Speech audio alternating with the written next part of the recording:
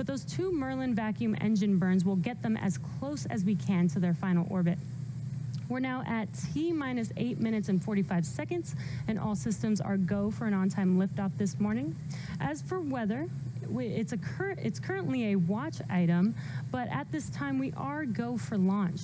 If for some reason we are not able to launch today, we do have a backup opportunity for tomorrow at 11:10 a.m. Eastern Time.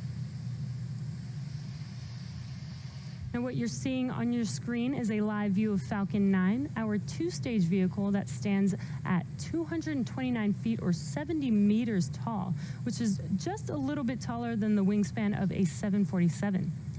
The booster used in today's launch will be taking flight for the 3rd time. Its first mission was in June of this year for the GPS-3 Space Vehicle 3 mission, and again just last month in September on our 12th Starlink mission. The bottom 2/3 of the vehicle is the first stage, which has 9 Merlin or M1D engines to take the vehicle to the edge of space, where it will separate from the second stage and then start its journey back home to Earth. This reusable booster was designed for 10 or more flights with minimal refurbishment between each flight. The drone ship for this morning's mission is just read the instructions, which you can see there on your screen. And this will be the 3rd landing for this booster today if we do touch down on this drone ship today. Today will be the 17th time that we will fly a flight-proven booster just this year, and the 45th reflight of a booster overall. The second stage is sitting on top of the first stage, and it's connected by that black section on the vehicle, which is the composite inner stage, currently housing the second stage's single Merlin vacuum or MVAC engine.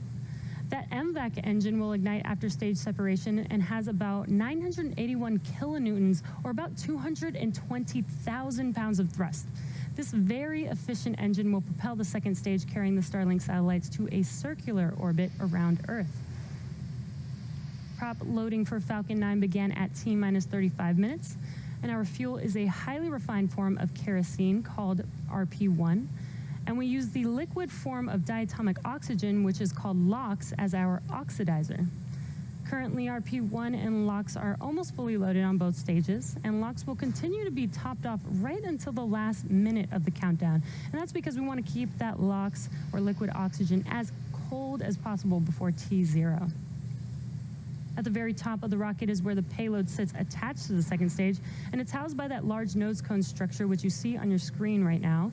This is called a satellite or payload fairing. The fairing will be protecting those Starlink satellites from all the aerodynamic loads and heat during ascent until we reach the vacuum of space. As many of you know, normally we attempt to catch our fairing halves, but our recovery vessels have been undergoing some maintenance. With that said, one of our recovery boats, Miss Chief, is en route, and you can see that on your screen, en route to recover the fairing out of the water following splashdown. As for the weather, it does look nice over there in Florida, but we have been keeping an eye out on some thick cloud layers. So we are keeping an eye on weather until T-minus 0, but so far it is looking good for launch today. The vehicle, satellites, weather, and range are looking good for an on-time liftoff this morning. As we continue the countdown, we wanted to share a few recent updates on Starlink. This week, Microsoft announced a long-term strategic collaboration with SpaceX to connect Starlink with their modular data centers as part of Microsoft's Azure cloud computing service. This collaboration could help make internet access and networking capabilities available for customers in remote and rugged environments around the world. Speaking of remote locations, Starlink is making its way to another rural location right here in the United States. Earlier this week, the Ector County Independent School District in Texas announced their participation in a new pilot program to help local students and their families access high-speed, low-latency internet. Similar to other rural communities across the country, many residents of Ector County have limited to no connectivity. This issue was magnified for the school district when COVID-19 forced school building closures earlier this year, as nearly 2 in 5 students in the district do not have access to reliable high-speed internet at home. Starting in 2021, Starlink will connect up to 45 households in the community as part of the pilot program. And as the network capabilities continue to grow, it will then expand service to an additional 90 households in the school district. Our Starlink network is still in its early stages, but if you're interested in receiving future updates on Starlink news and service availability in your area, visit starlink.com. We're currently at T-minus 3.5 minutes from liftoff, and Falcon 9 is heading down the final stretch of the terminal countdown. The first and second stages are almost fully loaded with 1 million pounds of kerosene fuel and liquid oxygen. First stage prop loading will wrap up at T-minus 3 minutes in about 20 seconds here, and second stage will complete at T-minus 2 minutes. And you will see some venting of the LOX out of the transporter erector, or the TE, and that's when the super chilled liquid oxygen mixes with the much warmer ambient air. It does create those white clouds. You can kind of see that on your screen around Falcon 9 right now. At T-minus 60 seconds, Falcon 9's complete. And there's the LOX load completion callout. At T-minus 60 seconds, Falcon 9's autonomous internal flight computers will take over the terminal count. And this is what we call startup. Basically, that means that the rocket is in charge of making the decisions as long as the launch director is go for launch. And at this time, the Starlink payload continues to be healthy. Falcon 9 team is tracking no issues on the rocket. Weather is still looking good. We're still keeping an eye out on it, but weather is still looking good for T0. And the range is green for launch.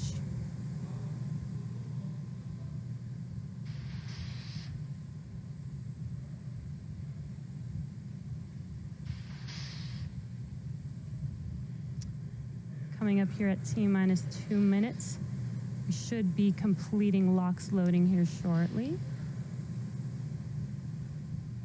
Again, as I mentioned earlier, those white clouds that you see around Falcon 9 is from the venting of the LOX line. And this is normal. Load is complete. There's that call out for stage 2 LOX load complete. Again, those white clouds are normal that you see there on your screen.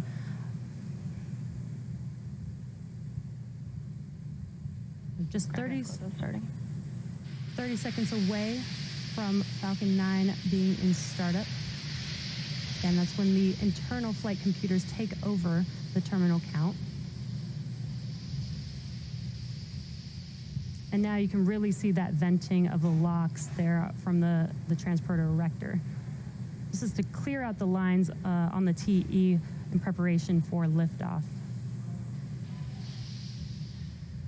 Falcon 9 is in startup. There's that call out. The Falcon 9 is in startup. In about 10 seconds here, we should hear if we are go for launch.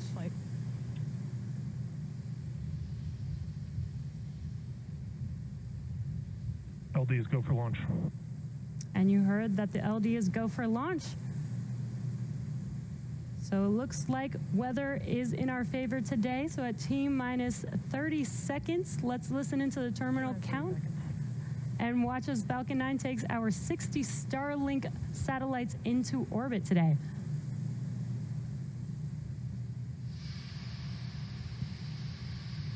Stage 1 tank pressing for flight. T-minus 15 seconds. 10, 9, 8, 7, 6, 5, 4, 3, 2, 1, 0. Mission. And we have liftoff.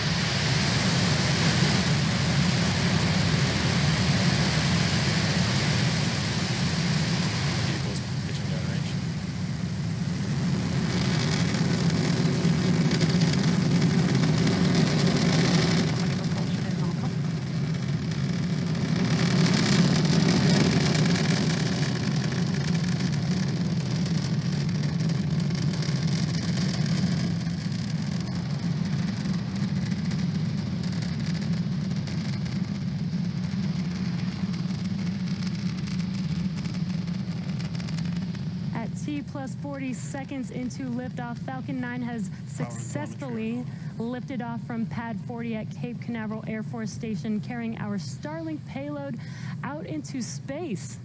Now we just throttled down the engines in preparation for max Q, which stands for maximum aerodynamic pressure. This is the largest structural load that the vehicle will see throughout ascent. Should be coming up on max Q in a few seconds here. Max Q. And there's that call out that we just passed through max Q. In about a minute, we will have 3 events that happen very quickly, one after another. That will be MECO, or main engine cutoff, stage separation, and SES-1, or second engine start 1. And main engine cutoff is where all 9 of those M1D engines shut down to slow the vehicle down in preparation for stage separation, which is when the first stage separates from the second stage. After stage separation is SES-1, or second engine start 1. And this is where the MVAC engine lights up for its first burn and propels the second stage along with the Starlink satellites to orbit.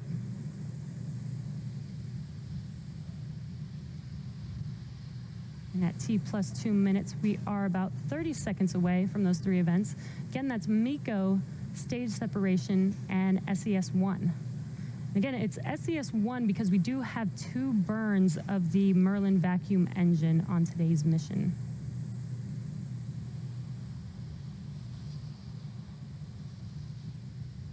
We have a beautiful view of the first stage.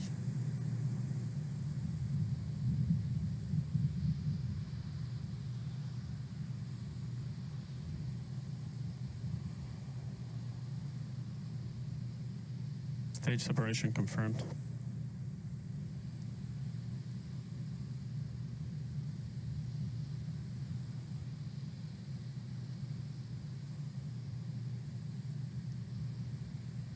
And there you just watched MECO, main engine cutoff, stage separation, and that second stage engine ignite.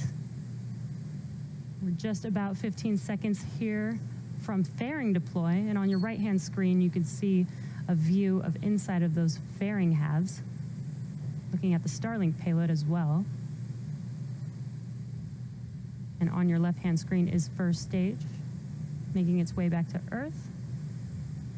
Fairing separation confirmed. And there, as you watch on your screen, that is confirmation that those fairing halves have deployed. And as a reminder, we will be attempting to pick up the fairing halves after they touch down on the water with our recovery vessel, Miss Chief, today.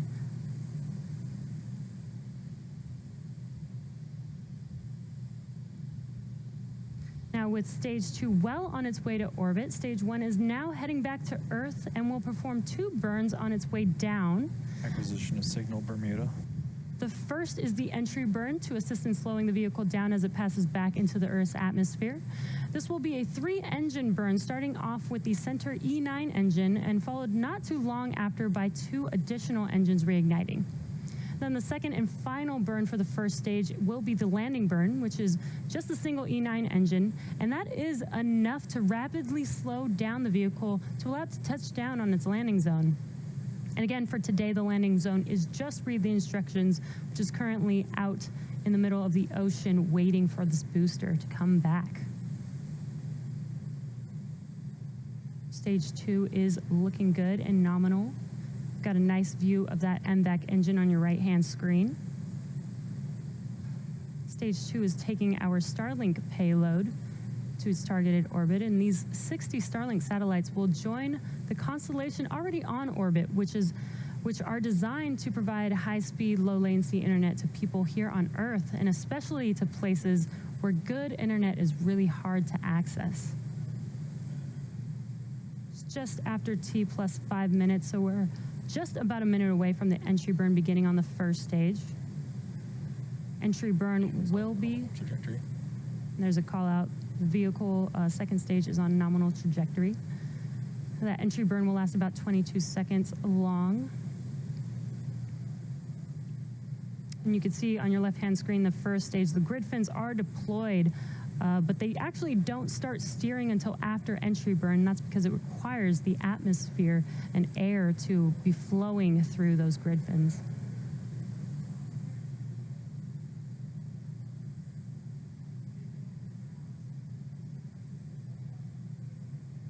Got some really awesome clear views on both the first and second stage. You can see Earth in the background. We're just about 15 seconds or so away from that entry burn on the first stage.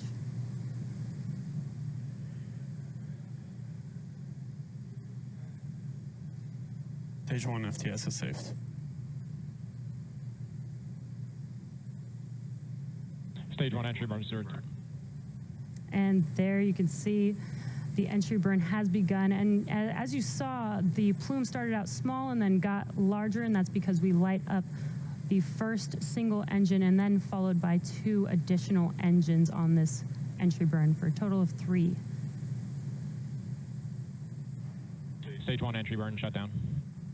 And entry burn is now complete. As you see, those engines have shut down. So next up, in about a minute or so, will be that landing burn for the first stage. And as I mentioned earlier, it will just be the center. All nominal trajectories. It will just be the center E9 engine for the landing burn, and that's enough thrust to slow the vehicle down. The M1D engines have 845 kilonewtons, or 190,000 pounds of thrust. Again, that's enough to slow this very large vehicle down to touch down on that drone ship that you see right there in front of you. That's just read the instructions. And this will be the 3rd landing for this specific booster.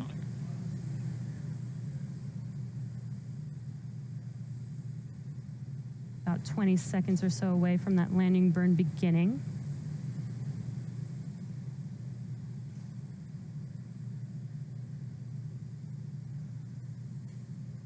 It was a very clear and beautiful day over there in Florida, so hopefully we get a nice, beautiful view of first stage landing.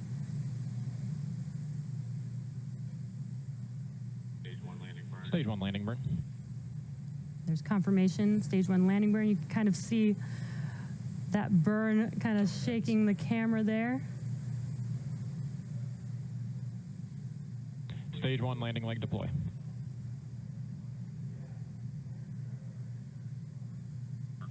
Seco.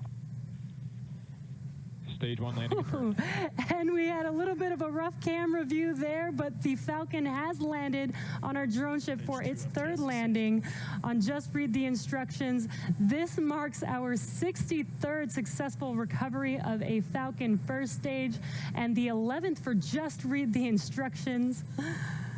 And looks amazing as we can see it there now, standing stably there.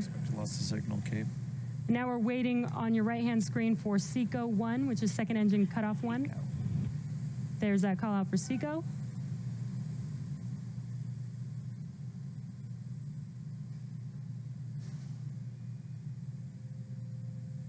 We're waiting for confirmation of good orbit here.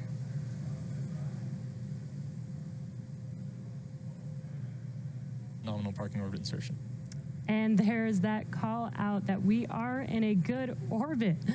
So now the second stage is going to coast in this orbit for roughly 35 minutes. So we're going to take a quick break during this coasting time, but we'll leave you with an animation so that you can see where the Starlink satellites are in the coast phase. So we'll see you back here at T plus 43 minutes for the second stage engine relight.